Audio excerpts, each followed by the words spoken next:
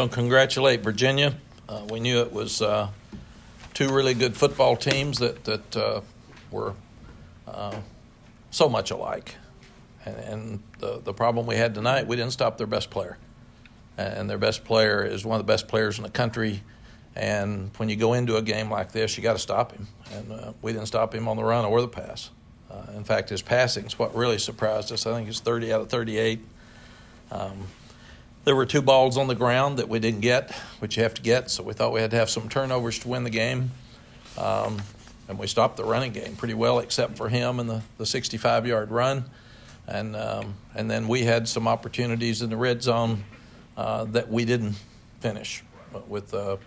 We also had a 3rd and 3, I think, and a 4th and 3, and a 4th and 4, and a 4th and 4. So normally we've been converting those and didn't do that tonight. So the biggest difference in the game, other than they didn't stop us either. So I thought it would be a defensive game, and obviously it wasn't from either standpoint. But I think the biggest difference in the game is they were 5 for 5 in the red zone. We were 1 for 3.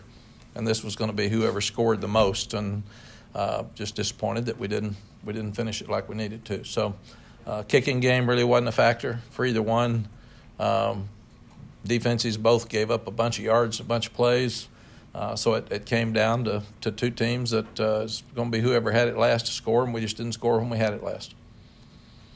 Questions? Why was he so successful throwing the ball? We've struggled at corner since we've had people hurt, and they're throwing those fade balls, and we haven't played them very well. So we've got to do a better job at that position. Everybody throws it out there. I mean, it's and with the quarterback run like he was, you couldn't play zone and try to help the corners because you couldn't stop him in the running game. So if you're going to stop him in the running game, we felt like we didn't stop the quarterback run at Virginia Tech. We didn't stop the quarterback run at Wake Forest, so we had to stop the quarterback run tonight. And other than the 65-yard run, which is a big other than, we did a good job of containing him in the running game, and he had not been as good a thrower as he was runner, so we felt like that we had to make him throw the ball to win the game, and he did. How much do you feel like the drive and touchdown just before the half affected the rest of the game? Well, you can't give up a drive in 2 minutes and 6 seconds right before the half, and then you give up a 65-yard run to start the second half, so that was a 14-point swing. And as much as I talk about the last 5 minutes of the half and the first 5 of the second half, it killed us tonight. How do you feel your guys who return from injury played? They're not going to play very good when you're out for 3 weeks and you're not really sure, and you don't have you can't have contact with them in practice because you've got to wait till they get out there. So I think they'll play much better when they get to Pittsburgh. Playing games that come down to the wire week after week after week, does it take a toll out of you physically, emotionally, psychologically? Yes. In what way? Just what you said, physically, psychologically, and emotionally. These guys are played their guts out every week, and every game's come down to the end. It's been unbelievable. In fact, I thought we'd go into overtime tonight, and I was really disappointed. I thought we'd go into overtime when we got it down to the 4th and 4, and then I thought we'd go into overtime when we got it back with I think 2 minutes plus left.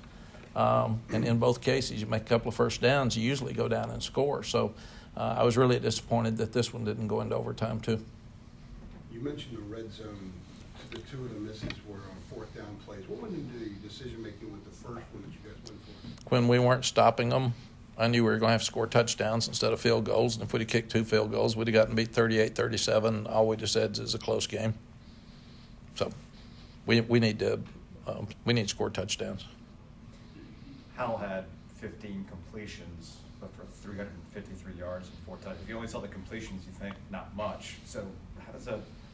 Is there any science that match that? Just kind of what they were giving you today with big plays? No, I think when we're good on offense, we've been really good, and they had trouble covering Diami. 6 catches for over 200, 300, whatever it was, a bunch of yards. So Sam played really well. No turnovers. So we just didn't stop them. How impressed were you with Diami and his ability to get open and come away with those catches? He's obviously had some issues on drops. Yeah, we've really worked with him on his focus and thought he did a much better job tonight. Had you guys went into overtime with Javonte, do you know if Javonte would have? I don't. I wouldn't think so. I didn't think he would have come back in. In fact, I told him He had one where he was on the safety one-on-one. He ran right into the safety. Normally he makes that cut and scores. I told him to make sure he was well enough to go back in there because we had two other backs before the time he got hurt. So I haven't. Nobody said anything about it at the end. So I don't know what the extent of the injury is. So you would have gone for overtime there, not for two, if had you scored? It would have depended on how much time was left, but I would think you're at home, you're scoring, they're scoring. Unlike Clemson being a whole lot better than you were as a team, I think I would have kicked the extra point and gone to overtime. And we had momentum because we had just scored.